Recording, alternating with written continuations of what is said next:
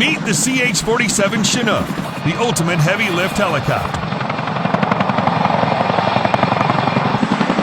There are show horses and there are workhorses, and the Army's CH-47 Chinook helicopter is definitely a workhorse. For more than 55 years, Chinooks have served as the Army's heavy lift helicopter, ferrying troops and equipment around the world. Made by the Boeing Company, the CH-47s have been upgraded over the years and are expected to remain in service with the Army through the 2060s. The helicopter debuted on the eve of America's war in Vietnam in 1965, and because its appearance hasn't changed much, it's common for reporters to refer to it as a Vietnam-era aircraft. However, today's Chinook doesn't have much in common with its 1960s forebears. For starts, it carries twice as much payload, 24,000 pounds versus 11,000 pounds, is equipped with a raft of self-protection devices, and in its latest version is fully digitized.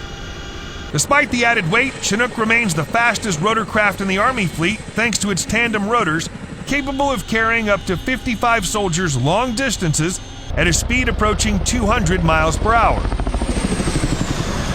So calling the CH-47 a Vietnam-era aircraft is a bit like applying the same label to the Army Abrams tank or the Air Force's C-130 airlifter. Like Chinook, these warfighting systems remain at the cutting edge of innovation thanks to continuous improvements since their inception.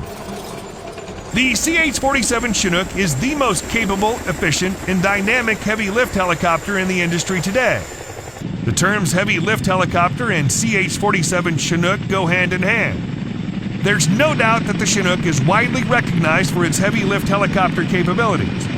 Among all heavy lift helicopters, the performance and availability of the CH-47 is unparalleled. Optimized to be the best in its class, the CH-47 has survived the test of time. For decades, the CH-47 has proven to be reliable and effective. Operations of the Chinook have spanned across the globe, from Arctic climates to humid rainforests. Most recently, the Chinook has been the workhorse for the United States military in the arid climate of the Middle East. The CH-47 is known for its ability to accomplish multifaceted missions, carrying both cargo and personnel. Originally designed to be a military aircraft, the CH-47 can lift Humvees, cargo nets, cannons, boats, shipping containers, and even other aircraft in the most extreme environments. In the commercial sector, the CH-47 has been repurposed to lift water for aerial firefighting, materials for construction projects and disaster relief, support for electrical, gas, and oil utilities, and cargo for remote locations. While versions of the Chinook have flown for decades, currently 2 different variants are in service, notes Mark Kansian, a retired colonel in the Marine Corps and a senior advisor at the Center for Strategic and International Studies. The CH-47F is the base model, and the MH-47G is intended for special operations. That G variant features fancy additional capabilities. The big one is that the avionics are more sophisticated. It allows much more complex navigation, and I think it allows it to fly closer to the ground. Regardless, experts describe the aircraft as a workhorse. It's not flashy. Flying in one, he says, is very loud, and passengers sit along the sides. You're in mesh seats facing each other, he says. It's just so noisy, you can't talk.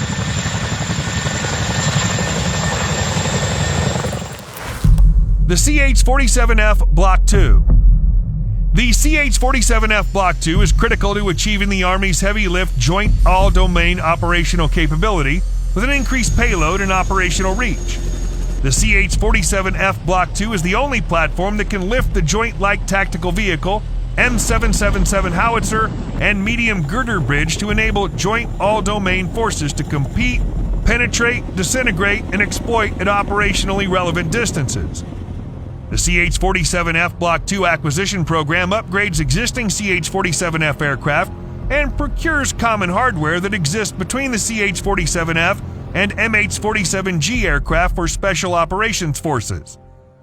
The CH-47F Block 2 program provides additional capability to the field with greater reach, increased payload capacity, and an increase in maximum gross weight to 54,000 pounds. CH-47F Block 2 improves readiness, limits fuel sustainment costs, and provides commonality across the fleet. Ken Elan, Boeing Vice President and H-47 Program Manager, said in a statement. These improvements are based on airframe and subcomponent changes. Specifically, the advanced Chinook rotor blades will increase lift in high-hot conditions, while improved flight control and drivetrain components will both increase aircraft performance and reduce operating and support costs. The program updates the Common Avionics Architecture System and Digital Advanced Flight Control systems of the aircraft and incorporates other avionics changes introduced into the final CH-47F production lots.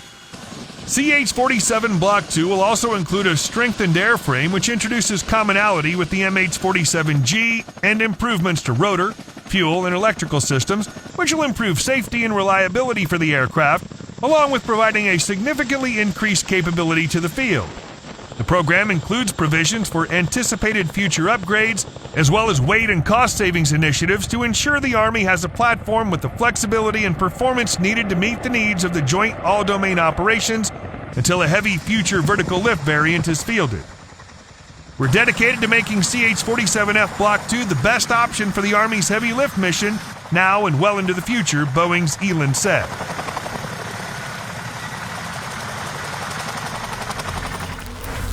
New CH-47 engine test program.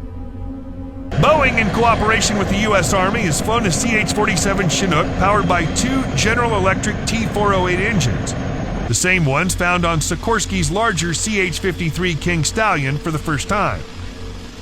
The Army's Combat Capabilities Development Command's Aviation and Missile Center announced the first flight on September 22, 2020.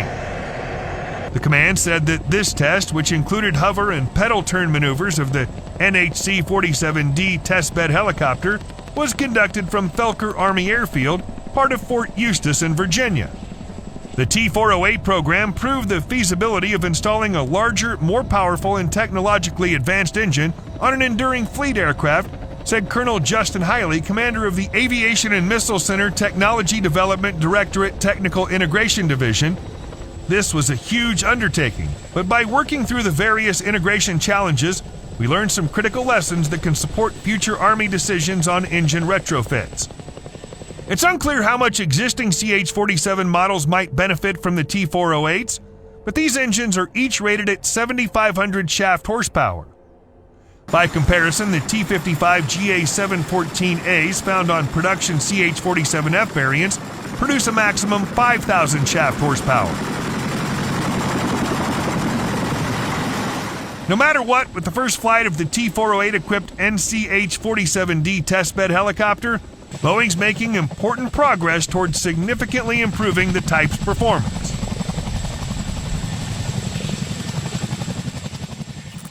U.S. Army Chinooks conduct deck landings on USS Ronald Reagan. The cold, cool wind rushed through the fuselage of the helicopter as an air crew member opened the side cabin door to call out landing commands as they quickly landed on the USS Ronald Reagan. This was our company's and many crew members' initial deck landing qualifications in their flying career, said Captain Elias Shahaiber, commander of B Company's 3-2 General Support Aviation Battalion. We had tremendous support from our higher command to coordinate and provide subject matter expert trainers from B Company 3rd Battalion, 25th Aviation Regiment stationed in Hawaii to assist in reestablishing the innkeeper's deck landing currency. When landing on a ship, visual illusions play a big role in the approach to final landing and are most pronounced when departing the ship, said Shahaiber.